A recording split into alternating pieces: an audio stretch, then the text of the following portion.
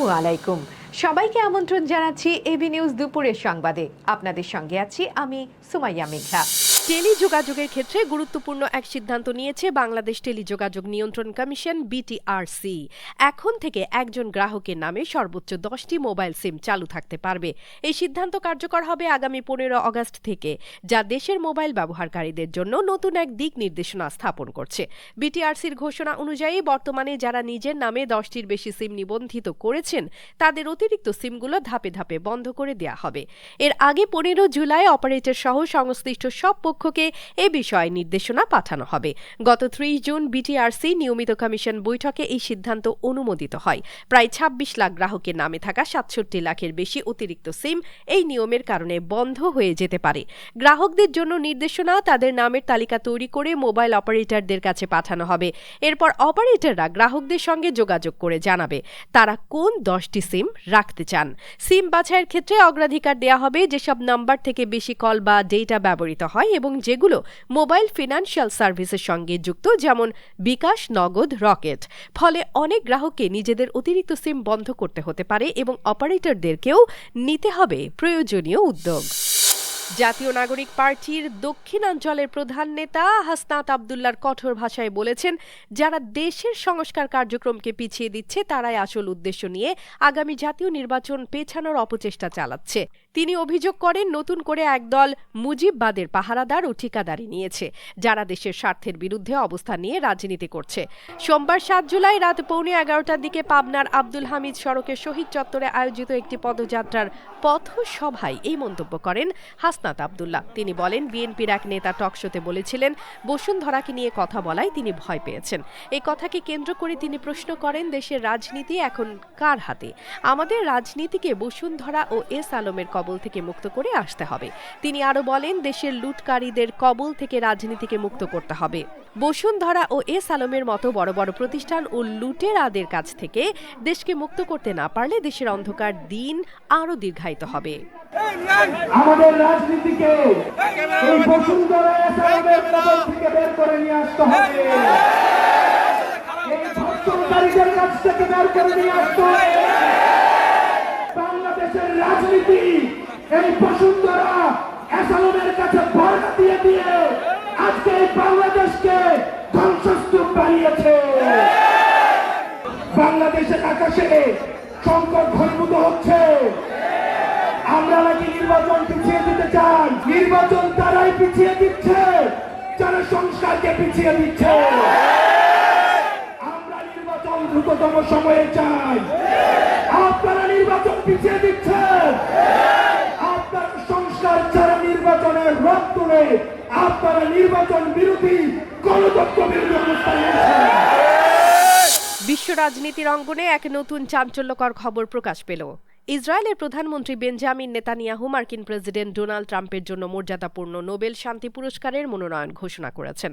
White হাউসে এক ঐতিহাসিক বৈঠকের সময় নেতানিয়াহু ট্রাম্পের হাতে সেই মনোনয়নের চিঠি তুলে দেন। মঙ্গলবার এক প্রতিবেদনে রয়টার্স জানিয়েছে, সোমবার নেতানিয়াহু ট্রাম্পকে জানান তিনি তাকে এই পুরস্কারের জন্য মনোনীত করেছেন। এই ঘোষণা চলাকালীন তিনি নিজেই ট্রাম্পকে মনোনয়নপত্রটি উপহার হিসেবে দেন। পরে সাংবাদিকদের প্রশ্নের উত্তরে নেতানিয়াহু বলেন, ইসরায়েল এবং যুক্তরাষ্ট্র একসঙ্গে কাজ করছে এমন দেশগুলো খুঁজে বের করতে যারা ফিলিস্তিনিদের জন্য একটি ভালো ভবিষ্যৎ গড়ে তুলতে সহায়তা করতে পারে। এখনো পর্যন্ত এই মনোনয়নটি গৃহীত হয়েছে কিনা বা নোবেল কমিটি বিষয়টি বিবেচনায় নিয়েছে কিনা সে ব্যাপারে কোনো আনুষ্ঠানিক ঘোষণা আসেনি। তবে বিশ্লেষকদের মতে এই মনোনয়ন একদিকে রাজনৈতিক প্রক্রিয়ার অংশ, অন্যদিকে ফিলিস্তিন ইসরায়েল সংকটের প্রেক্ষাপটে এটি হতে পারে এক কৌশলগত পদক্ষেপ। বিশ্লেষকদের ধারণা, ট্রাম্প ও নেতানিয়াহুর ঘনিষ্ঠ সম্পর্কের প্রভাব এই মনোনয়নের পিছনে কাজ করছে। বিশ্ববাজারে নতুন এক ঝড় বইছে। গত এপ্রিলে যুক্তরাষ্ট্রের প্রেসিডেন্ট ডোনাল্ড ট্রাম্প ঘোষণা করেছিলেন তিনি বাণিজ্যিক সম্পর্ক থাকা 14 দেশের উপর অতিরিক্ত শুল্ক আরোপের সিদ্ধান্ত নিয়েছেন। এই ঘোষণা আসার পর থেকে প্রায় 100 দিন সময় দেয়া হয়েছিল আলোচনার জন্য। তবে এই সময়সীমা শেষ হওয়ার আগেই ট্রাম্প ঘোষণা দিয়েছেন তিনি এই শুল্কের সময়সীমা আগামী 1 আগস্ট পর্যন্ত বাড়িয়ে দিয়েছেন। এখন নতুন এক চিঠির মাধ্যমে বাংলাদেশ সহ মোট 14 দেশের প্রতি এই বার্তা পৌঁছে গেছে। শুল্কের পরিমাণ দেশভেদে ভিন্ন। জাপান, দক্ষিণ কোরিয়া, মালয়েশিয়া, কাজাখস্তান ও তিউনিশিয়ার পণ্যের উপর 25% শুল্ক আরোপ করা হয়েছে।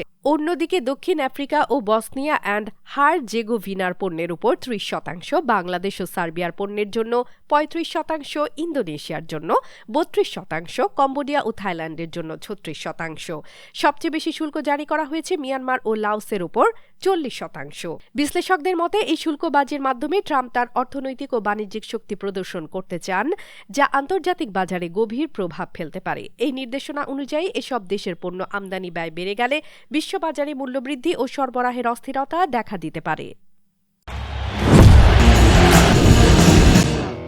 প্রথম 2 ওয়ানডে শেষে বাংলাদেশ ও শ্রীলঙ্কার মধ্যে চলমান সিরিজের স্কোর এখন 1-1। এটি বাংলাদেশের জন্য এক অনন্য সুযোগ, যেখানে তারা ইতিহাসের পাতায় নিজেদের নাম লেখানোর পাশাপাশি সিরিজ জয়ের স্বাদ পেতে পারে। এই সম্ভাবনা যেন আরও রঙিন করে তুলেছে মঙ্গলবারের তৃতীয় ও শেষ ওয়ানডে। কলম্বোর পাল্লেকেলে আন্তর্জাতিক ক্রিকেট স্টেডিয়ামে দুপুর 3টায় শুরু হবে এই মহারণ। আগে ব্যাট করতে পারলে বড় রান সংগ্রহের উপর জোর দিচ্ছেন ক্রিকেট বিশ্লেষকরা, কারণ পরিসংখ্যান বলছে এই মাঠে ওয়ানডে ম্যাচগুলো বেশ হাই স্কোরিং হয়। তাই বাংলাদেশের জন্য বড় রান তোলা এখন অন্যতম চ্যালেঞ্জ। তবে দলের জন্য কিছু ভাবনাও দেখা দিয়েছে। নাজমুল হোসেন শান্তর ইনজুরি নিয়ে চিন্তার ভাঁজ পড়েছে। তার অনুপস্থিতিতে সম্ভাব্য বদলি হিসেবে দেখা যেতে পারে নাইম শেখকে। তাছাড়া সিরিজের এই গুরুত্বপূর্ণ ম্যাচে দলে ফিরতে পারেন তাসকিন আহমেদ, যিনি স্বাস্থ্যগত কারণে কিছু সময় বাইরে ছিলেন। এই সিরিজের ইতিহাস বলছে বাংলাদেশ ও শ্রীলঙ্কা মোট 11টি সিরিজ খেলছে। এর মধ্যে বাংলাদেশ জিতেছে কেবল 2021 ও 2024 সালে ঘরের মাঠে। অন্যদিকে শ্রীলঙ্কার জয় 6টি সিরিজে, ড্র হয়েছে 2টি।